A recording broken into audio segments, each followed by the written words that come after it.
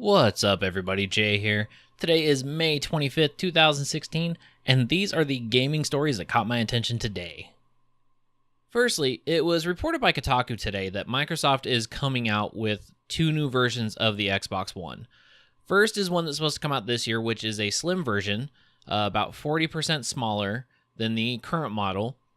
And the second one was the more interesting one, and that is a hardware upgraded version that is being codenamed the Scorpio, that the reports have it sporting a GPU that will peak somewhere between about 5 and 6 teraflops, which is about 4 times more powerful than what the current Xbox One comes in at, which is about 1.3, I think it's 1.32 to be exact, teraflops on its GPU.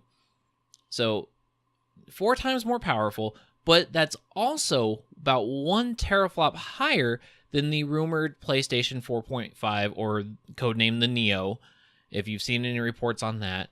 So it's interesting that while it's been lower than the PlayStation this whole generation, the revamps will actually put the Xbox One higher. So we'll have to wait and see if that actually produces better games, better graphics. They can stop doing 720p and they can jump up to 1080p. That would be a huge boost for Microsoft. Both of these versions of the consoles are rumored to come with a 2 terabyte hard drive and a newly designed controller. So there are some perks to getting either one, because everybody could use more space. New controllers can always be cool as long as they're designed properly. The talks for the Scorpio, though, are that Microsoft is supposedly trying to work out a deal with the Oculus Rift for support and partnership to have the Rift on the Xbox, to kind of give it, people that don't want to spend tons of money on a PC a viable option to play the Oculus Rift also. So if they do that, that's another huge boost. Yes, PlayStation has their own VR coming out, but something that you can use on your computer and your Xbox already has support in games. Especially if you don't own a PS4, it would be huge. Now, my major questions with this are, how are they going to market it? Because if you already have an Xbox, and especially if you already replaced the hard drive, do you really need a slim version? Are they going to sell it cheaper? Are they going to market it that, hey, you can just get a smaller one? It's 40% less product in it. It's hard to market that at the same value that the current Xbox One is at. And two, if you're marketing for people to buy this, what incentive do they have to buy the new version? Yes, I know it's a better GPU. It might have Oculus Rift support, but what is really there for people who don't want the Rift?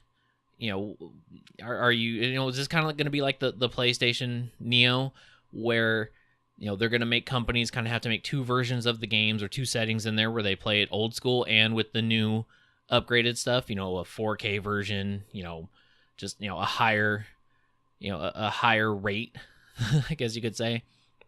So that's kind of got me a little interested. Also, the news for this has supposedly spurred because of the announcement of the PlayStation Neo, which I guess Microsoft didn't believe that PlayStation was moving that fast with their upgrade. It's been rumored that the 4.5 or the Neo is going to be at E3, and I guess Microsoft wants to try to to kind of nip them a little bit in the bud with that, and also reveal theirs at E3, or at least the slim version will most likely be there at E3. They may announce both of them, so stay tuned for that. E3 just a few weeks away, roughly. Hopefully there'll be more details around then on that one. And in news that came in just this evening, believe also broken by Kotaku, but I could obviously be wrong with this one. I'm good at that. Is that No Man's Sky has been delayed. Developed by Hello Games. It was supposed to be out for the PS4 and the PC. I want to say it was June 21st. And the game was delayed once before. I believe it was supposed to be out at the end of 2015 or right at the beginning of 2016. They moved it back a few months. But the game has been really hyped since its reveal in 2013. And there was some more ramp up about it near the end of the year. And people started getting more gameplay footage and more reports on it. And then it really fizzled out. And now it's being reported that it's been delayed again, and right now there's no firm date on when the release is going to be. A couple places I've seen have said possibly July still. Some have said August. Some say that it may be the end of the year. But either way, that's kind of a big setback, especially going right into E3, where I'm sure they were going to have a trailer and wanted to have some big announcements. So maybe they'll have a firm date by then. But as of right now, it's kind of a little disconcerting for anybody who was waiting for this game. Now, the supposed leaks came through, a source within, I believe, Hello Games, or just an insider to them, had reported that it was being delayed. But then also pictures started surfacing of from a GameStop employee showing the email that they got, the notice they got to have to start covering up the June 21st thing on their poster for the release date. So it's pretty much all but confirmed. Sony hasn't actually officially commented yet. I don't believe Hello Games does any of their own commenting. I think a lot of stuff goes through Sony. So hopefully, by the end of the week, there's a little bit more.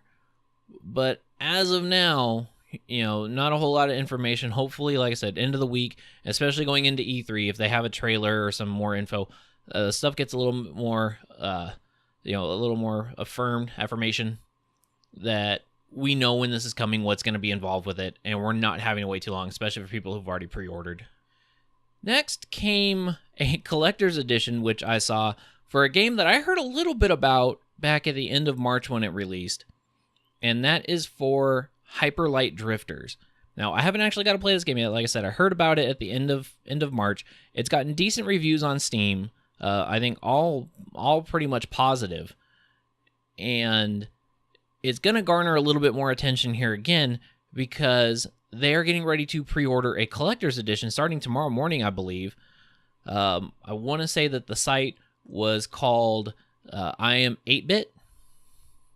And what's great about this collector's edition is that while it comes with a poster and a 24-page manual, it comes with a nostalgic version of an SNES box from back in the day, but also its own SNES cartridge.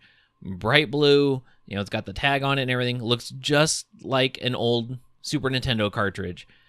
The downside to this, though, is it still retails at $65, which I think is a hard sell for an indie game that's digital only that currently sells for $20. So you're trying to tell people that this box, so this cardboard box, and a fake game, there's nothing, the game does nothing, the cartridge does absolutely nothing, it's just display. So this cartridge and box and special manual cost an extra $45. I think that's going to be a tough sell for a lot of people. It would look cool, put it on your desk, put it on your shelves or something, but hard to sacrifice the extra $45 just for that. And finally, the Mighty Number 9 trailer dropped today, or new trailer, I should say. The Kickstarter darling and the conceptual love child of Mega Man. The trailer for it today, maybe not the best. It runs into the cringeworthy category. Having jokes about, people going to, or was anime people going to the prom, or how lonely they were. Very 90s-esque style. It was like the Nerf commercials from back in the 90s of somebody being loud and brash and just trying to make some witty comments here and there that don't quite fit, especially for the genre and the audience they're going for. I mean, this is really a new skin of Mega Man, so you are targeting old school platform lovers, side-scrolling platform lovers, and the trailer doesn't really cater to them at all. And maybe the thought process is they've already got these people hooked, and now they're just trying to do something to get attention, but the trailer really pulls away from it. I will say, I'm one of the people that has been kind of hyped for this game, and the trailer hurts that hype a little bit, but thankfully I've seen some of the other gameplay and stuff, and even with their delays and issues, I'm still excited for this. I love Mega Man games. I love 2D side-scrollers, and platformers and stuff. So I will probably still pick this up on June 21st when it comes out. Just hopefully, if they do a launch trailer or any more trailers between now and then, they don't do this, like I said, old school Nerf or Micro Machines guy commercial from the 90s, and they just do a good gameplay trailer, very little voiceover, and just let the game sell itself. Today, that's what interested me in gaming news. If you liked the video, please click the like button below. If you disliked it, you can click that too, and just leave me a comment down below. Let me know why you liked it, why you disliked it. Let me know what other stories you were interested in today, or your thoughts on any of these. Subscribe if you want. Come back again tomorrow. I'll have more gaming news then, and I will see you guys next time.